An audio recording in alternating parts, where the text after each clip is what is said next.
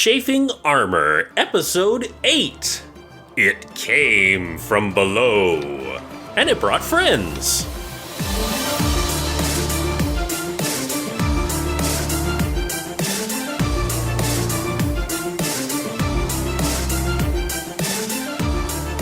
Welcome back to the 8th episode of the Chafing Armor Podcast. I'm your host and lovable Dungeon Master, Michael Corley. With me today is the inestimable Dare. Dare, say hello to everyone and who you are playing. Evening, everyone.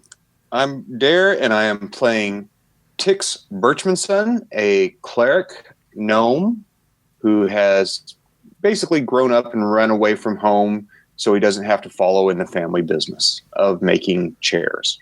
Excellent. And next up, we have Lee. Lee, tell everyone who you are playing tonight. G'day, everyone. I'm Lee, and I'm playing Osokai, the ranger shifter from the Eldane Reaches, who is on a quest to hunt down and kill the one responsible for the decimation of his tribe. Awesome. And Izzy. Izzy, who are you playing? I'm playing Morezi, the half-orc barbarian trying to live up to her full-blooded orc ancestors.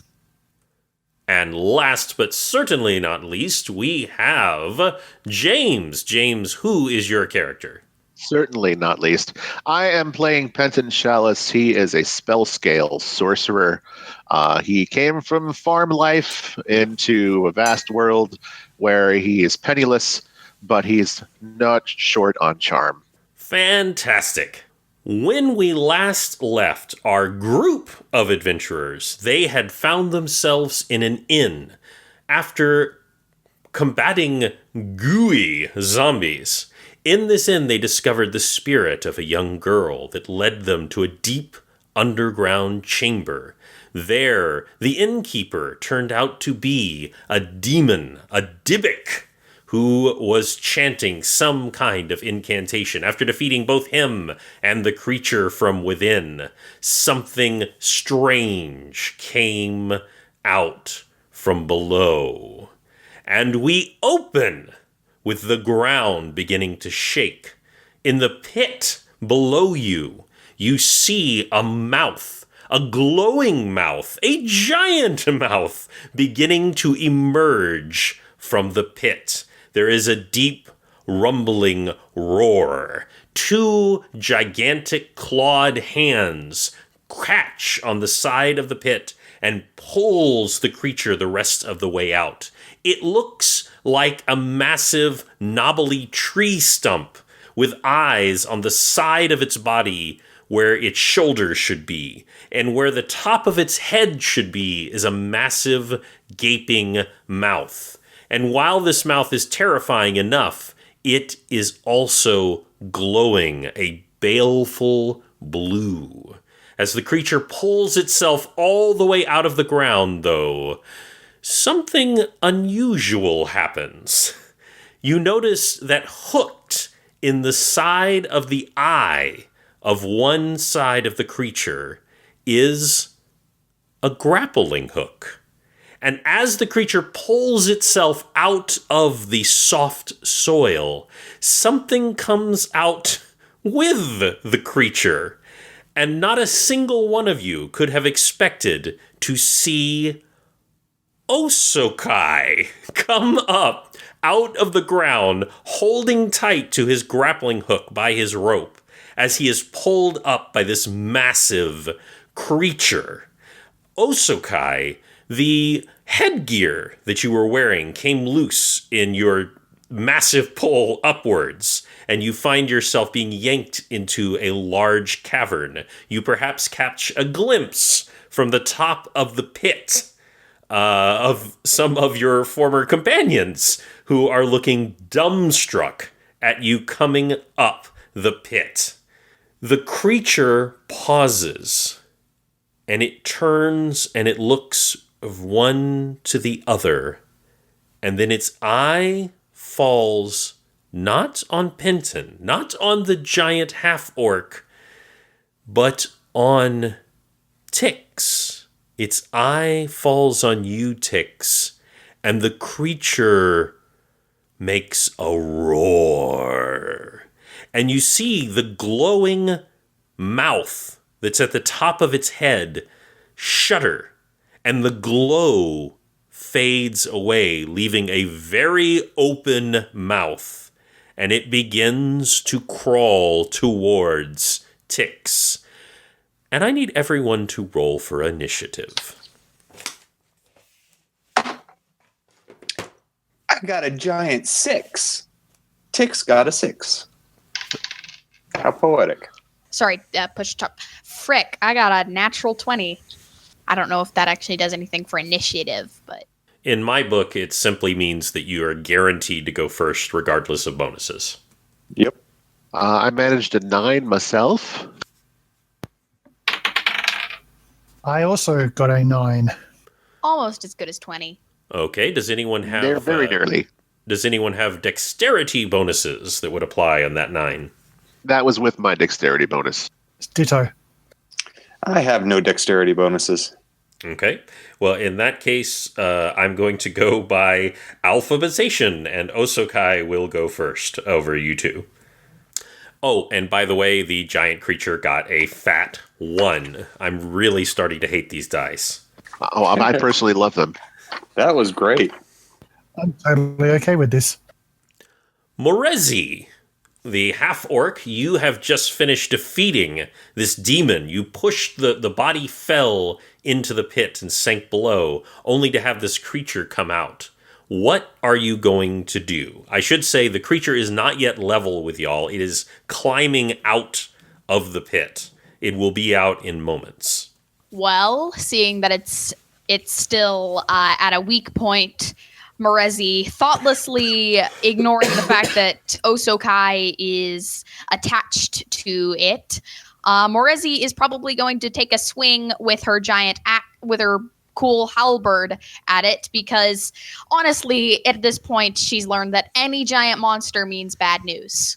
Fair enough. Go ahead and roll. I am going to give you a -1 because of the awkwardness of the swing, but because it is a halberd, I'm also going to allow the reach. So go ahead and roll for that. All right. A 2. So a 1 without the with the -1. Unsurprisingly, that misses, primarily because it's such an awkward swing that you're trying to do. But now it is Osokai's turn. Osokai, you are currently holding on to the rope attached to this creature with both hands. You can simply let go. You will fall to the bottom of the pit. You do think the ground will support your weight, though you cannot say for certain. What are you going to do? Okay, so I can see clear to the bottom of the pit. Can I see the doorway that I came in last session with Zuana? No, you cannot. This creature has actually gone up through the ceiling. If you recall, the ceiling was gently sifting downwards. There seemed to be something magic about the ceiling, which is now your floor. So this creature crawled up through it. It should have left a massive hole, but the ground has sealed up after it. Okay, so if I let go, I'll fall through the ground to the bottom of the pit. Well, you think, you're not sure, you think that you will fall to the bottom of the pit, but that you will not then fall to the bottom where you were at the end of last adventure. You would simply be at the bottom of this pit in this particular room. Gotcha, that's clarified it for me. Okay, Osokai, how far? I'm obviously at the bottom of the 50-foot rope that I was holding. That is correct. You're maybe a few feet up on it. You've got it, cinched up pretty tightly in your hands. So it's about 48, 47 feet to the eye itself. Well, I'm gonna correct that a little bit and say that it's cinched up a little bit more, because this creature itself is not more than 25 feet tall. It's probably just a little over 20 feet tall. Okay, so I'm about 18 feet. All right. Osokai is going to bellow as loud as he can, hoping the rest can hear him, specifically Morezi, to that it is powerful, unnatural magic, and to back off, and then I'm going to attempt to climb up to as far as I can with the eye. All right. Then I'd like you to roll a skill check with your climb or dexterity, whatever you have got handy there. Roll for that. All right, so my climb is a +7, so let's give this a roll. That is a 13. I will definitely give that a success since all you're trying to do is climb higher. You succeed. That's the end of my turn. Yes. That would make it Penton's turn. Okay. Now I personally know what this is, but I don't know whether my character does. Is there any possibility of recognizing it, be it through magical, understanding, or just general knowledge? I would let you make an Arcana check because this is a very much unusual creature. Okay. Let me give it a shot. I am hoping an 18 will do it. I have a spellcraft of 3. I don't know if that really applies, but yeah. Well, actually, I have a +2 knowledge arcana, so it'd be a 20 on that. Well, that will definitely succeed. And so before I clarify, I just for my own curiosity, what do you think this creature is? That sounds an awful lot like a Zorn to me. Ah, the gold star for both Penton and James. This is, in fact, a Zorn, a creature from another plane of existence who is known to burrow through the ground with incredible ease. I don't know if there's anything that you would like to say about this creature that you're aware of that you might want to, in brief, share with the other people in combat. I would actually, because if all goes well, it'll leave us alone. So yeah, I will shout out, "Hey, leave it alone! It doesn't want us. It just wants gems." All right, and leave it at that. And I'm not going to get anywhere near that thing because it could snap me in half without even thinking about it. Very good. Now we move to Tix. Tix, this thing is looking right at you, or at least it's looking at you with one eye that doesn't have a grappling hook hooked in it, and it is crawling up this pit coming at you. I think the advice about leaving it alone is a little unnerving when it's staring at me like I'm a steak. So I'm going to start backing away and load my crossbow, my light crossbow. Okay. And I would also like you to roll a perception check for me. Okay. And I rolled a 9 plus, let's see, perception 4, 13. Okay. I won't give you any great insight to this, but I do want to let you know something that you notice. When you reach back to grab one of your bolts, you notice the eye tracking you. The Zorn is not looking at you. The Zorn is looking at your backpack. Well, that is very interesting.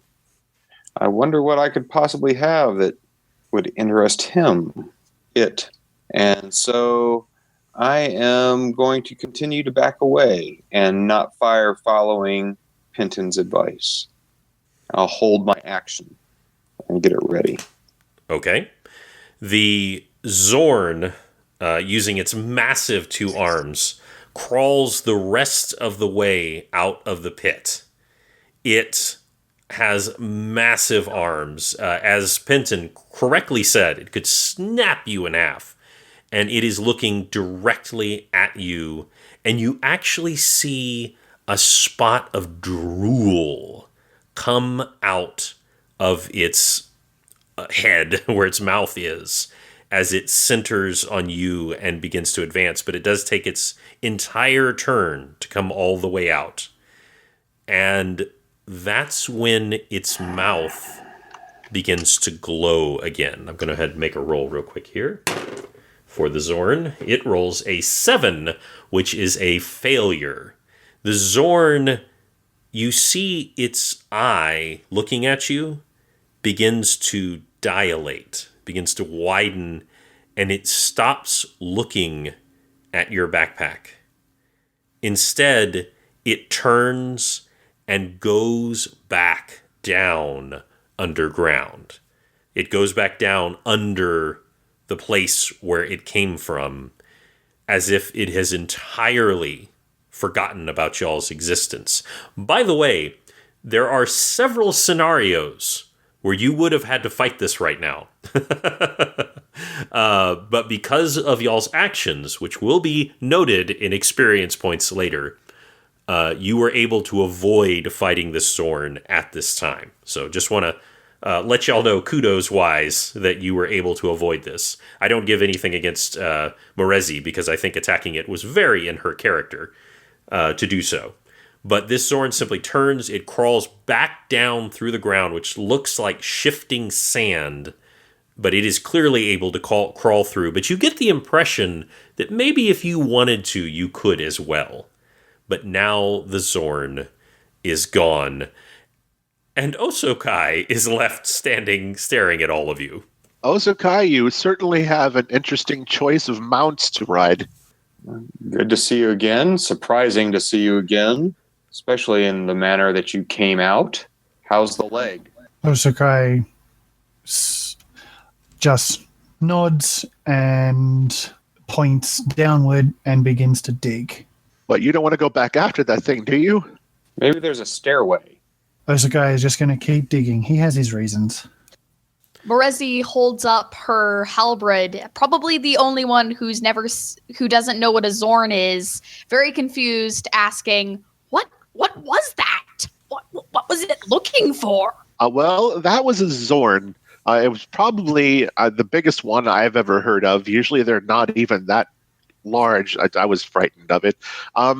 They eat metal and gems. They like shiny things made of precious materials, but they generally don't pay attention to people because they're not as tasty. And you are, by the way, absolutely right that this is much larger than any Zorn that you have ever heard of, and that a normal size Zorn would only be close to 10 feet tall, and this one was over 20 feet tall. Osokai, as you begin to dig into the ground, you do find that after a moment of resistance, you are able to essentially push through the ground. It's almost like pushing through very thick curtains. You do get the feeling, though, there will come a point where you'll stop digging and start falling. All right. I would like to brace for the fall and attempt to minimize any damage if I do fall. Okay. You keep pushing, and eventually you all see, much as the body of the demon, that after a moment, Osokai just slips through the bottom of the pit, and he is gone. Does anyone want to do anything? Morezi kind of... she doesn't go after him, but she looks over the pit and maybe throws a rock to see what would happen if it hit the little ground bit of the pit. Okay, the rock hits the bottom. Nothing happens at first, but after a moment, the rock slowly sinks through the pit, kind of like the crystal at the beginning of Superman, and sinks down into the pit and is gone. Well, I don't like the sound of that, but if Osokai can do it, and he doesn't seem to be too afraid of dying, there's certainly something important to him going on down there. Let's look around the cave and see if there's another way down. Good idea. Excellent. Would anyone care to make a perception roll for such a thing? Gosh, I'd love to. 19? Base 19? Very nice roll. You do, in fact, notice a small discolored stone area where you think it looks like there might be an opening to a passage, though you will need to kind of manipulate it somewhat to find the opening. All right, I will attempt to manipulate it somewhat. Okay, just wanted to You're check. so manipulative. So that you could spring this terrible trap. Nope, just kidding. It's simply a matter of turning a small sub-rock in the rock, as it were, and a latch comes loose and it opens up. You find... I convinced the rock that it was its idea to open up on its own. Yes, this is a perfect charisma check. And what you find is a extremely tight spiral staircase. Like it's one of those ones where, like, as you're going down, you're practically bumping into yourself as you go down. Descend away, I will, cautiously. Excellent. Does anyone else want to join him? I will join him. Morezi would definitely be curious, though I'm assuming that a 6'5" half orc who's rather broad would not be enjoying this situation. You are absolutely correct. You do fit, but only barely. You literally have to walk down the stairs sideways, which is not comfortable, and you have to have your halberd holding it outward at an awkward angle, and one end or the other is constantly... There's no way to do this quietly. The one end or the other is constantly clanking into the wall as you go down. I have 2 puns I'd like to share. First, you shouldn't refer to yourself as a broad. You should refer to yourself as a lady. Also, Osakai is the one that would fit barely. But bump. I remember Hey-o. all your experience points. Boo! Thank God for the gnomes. Let's walk down without touching any walls or making any noise. And you all just really are annoying me. Puns included. Well, Thank you make your way, and I apologize. Which of y'all went down first? That was me. Okay. You come through the opening and look in a large... It sort of mirrors the chamber that y'all saw above, but the chamber below is, of course, darker, with a strange-looking ceiling that's slowly rotating and sandy and kind of drifting down, sifting. But what catches your eye are 5 children. 5 children who have surrounded Osokai and are furiously chattering at him and hugging him. Well, that's not what I expected. Osokai, how are you reacting? Osakai is... There's a wry smile on Osakai's face. His eyes are moving around, searching for someone. You and I both know who that is.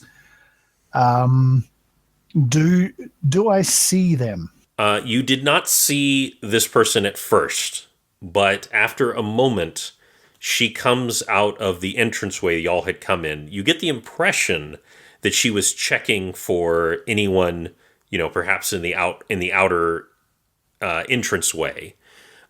She is, as Osokai knows, dressed in leather. She has an intricate headband on. This is a young, beautiful wood elf. And she has come back in and sees these people coming out of a small hidden doorway, and she readies her staff and gets ready to attack. Okay. Osakai quickly holds up his paw, for want of a better word, his giant man hand, and barks out quickly, "No. Friends." Okay, she does not lower her staff, but she seems a little less likely to attack. By the way, all of you, as you are coming through, and I like to think that as Morezi makes her way through at the end, she kind of pushes all of you forward a little bit in a haste to get out of this horrible little cramped area.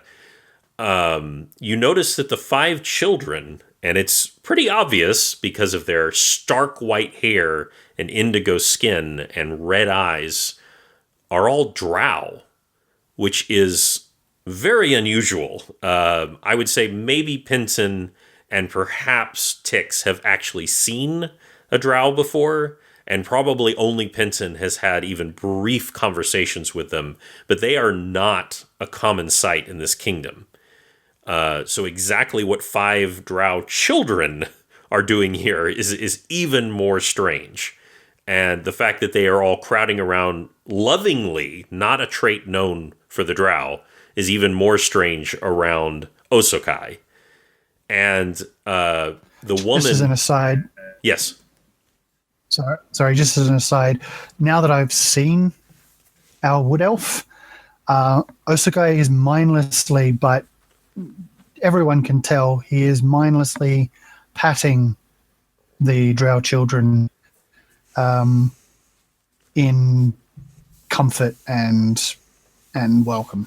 Morezi is eyeing the children and the lady and Osokai, trying to find any kind of connection because she's very confused.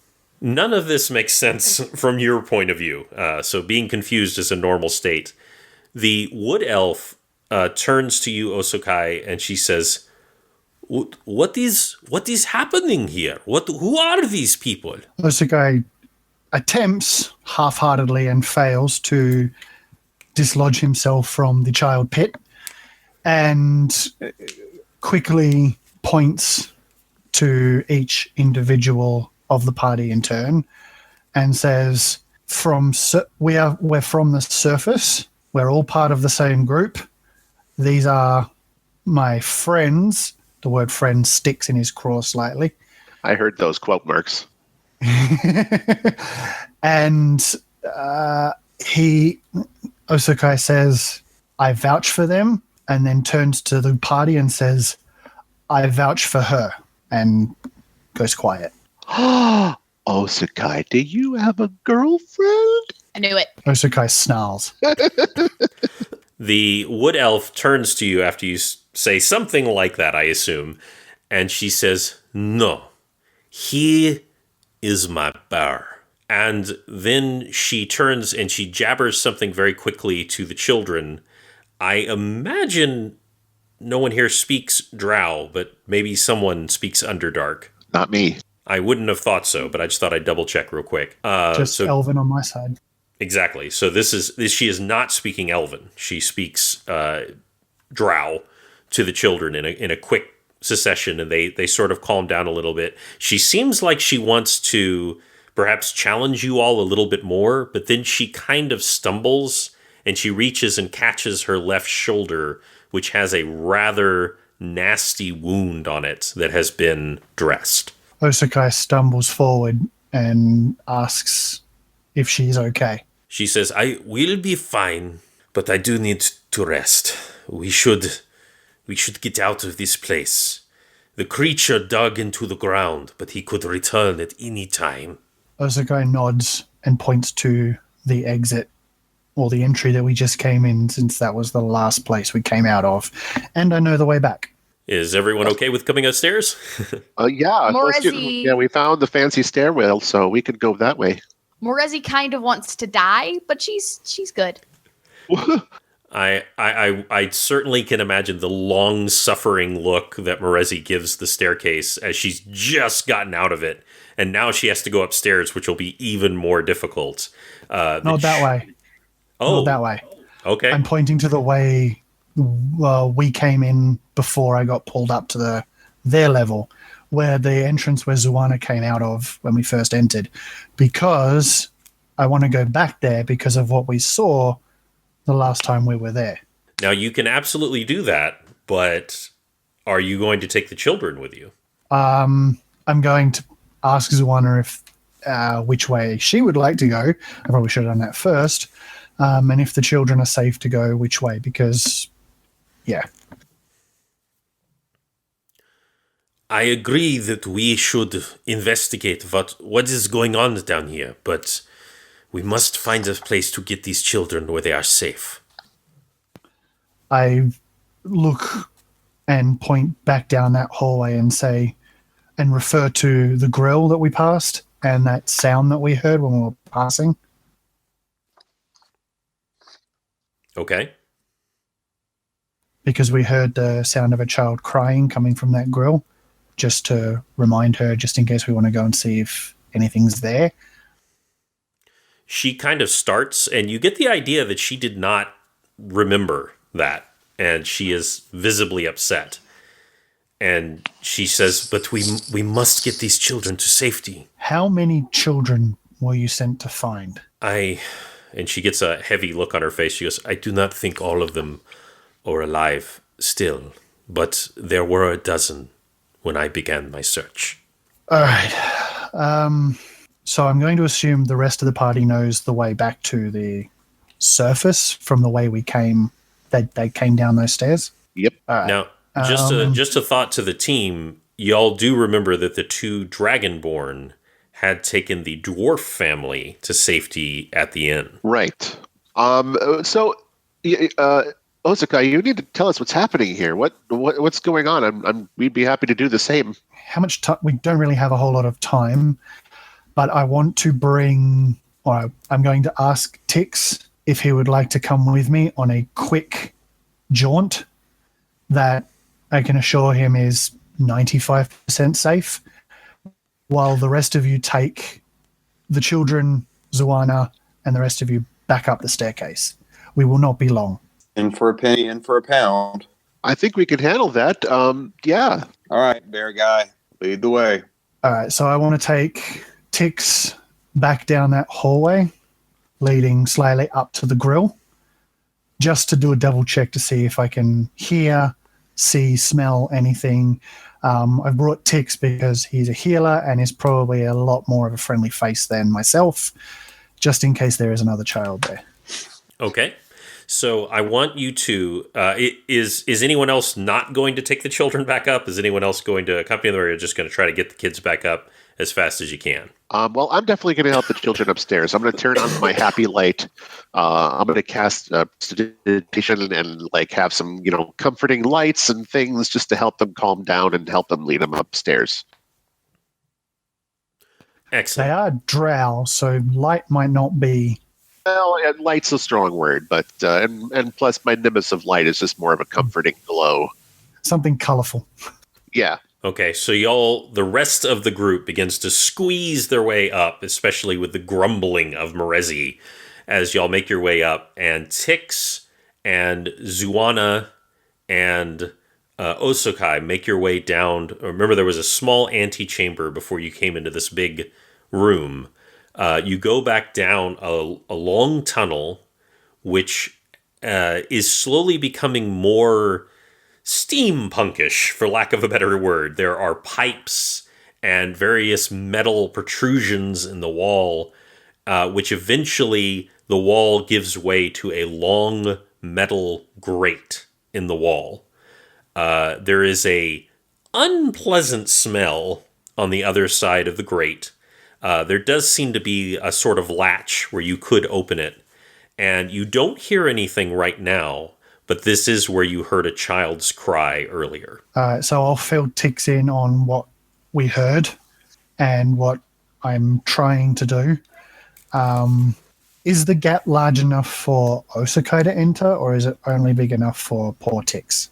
You certainly could get through, though it would just require you to crouch. All right. So I also tell him about the dwarves we encountered and that they don't appear to be a threat.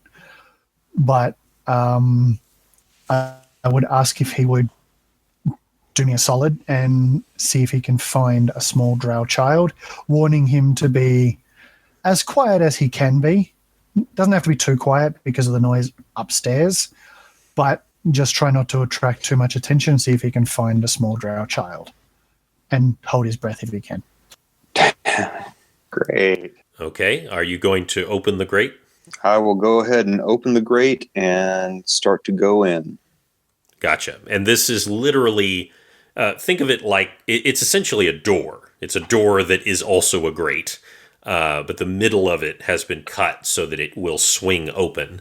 It does so with a somewhat unpleasant squeak, and the smell as you step inside intensifies. And in fact, within a few steps, Tix, you step in a pile of refuse that is gross. It's not quite as bad as the goblin cave that you had come in earlier, but it is very unpleasant in this room or antechamber.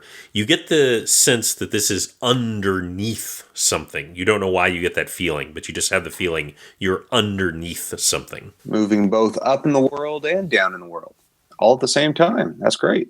Now, you are a gnome, and you are small. You're wearing armor, but you're used to wearing this armor, so it doesn't overly impede you. And you are fairly quiet, making your way into this room. You see several stone pillars upholding the room, and you can make out piles of garbage around. You also can catch glimmers of light from above. And every once in a while, a sort of splat comes down. And essentially like a semi-liquid pile of refuse just kind of plops through large grates in the ceiling and lands below. Well, this is fun. It's a new hobby. What a wonderful smell you've discovered. Yeah. Do I need to do a perception check or a spot check? That is exactly what I would like you to do at this time. Okay. And I rolled a whole big 8 plus 7 for my spot check, so 15. With a 15, though there is no sound, like Osokai had heard before, you can make out the shape of a small child in the far corner of the room. I will cautiously make my way over to the child and see if the child is alive. Again, with the 15, when you get closer, you are able to tell the child appears to be alive, appears to be either unconscious or asleep, lying in a corner near, just surrounded by refuse. Is it shackled or anything? No. And it is a drow child. I don't speak the words of the Underdark. I do speak a little bit of Elven and Dwarvish. I'll try waking it up and seeing if can wake up and willing to come with me. Hold on. Sorry.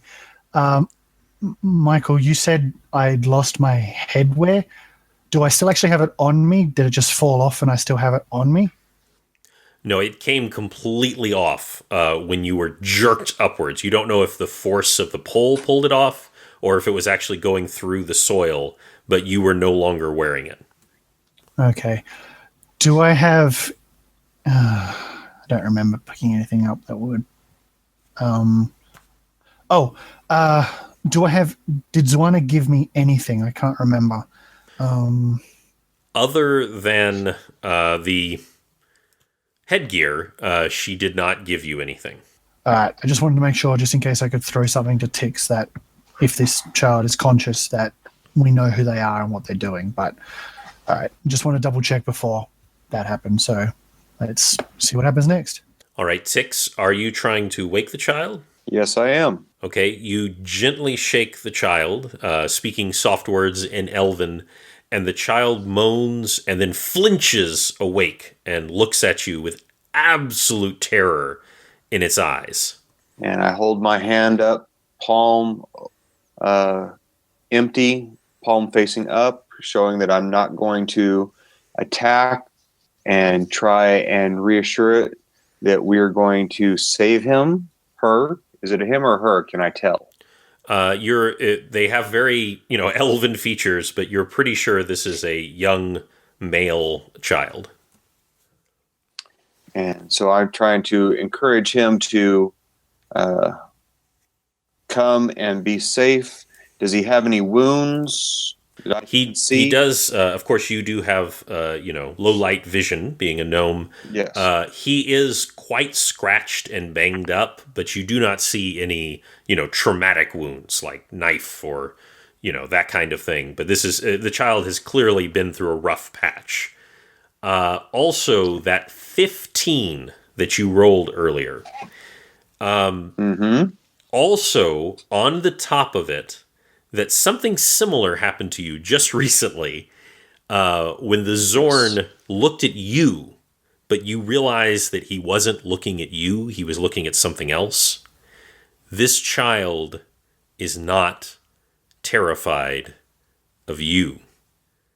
He is terrified of what is right behind you. And that ends Chafing Armor number 8. We will pick up what is behind Tix on the next episode. Great job, everyone. Say goodnight. Good night, everyone. Good night, everybody. Night the good. Good night, nurse.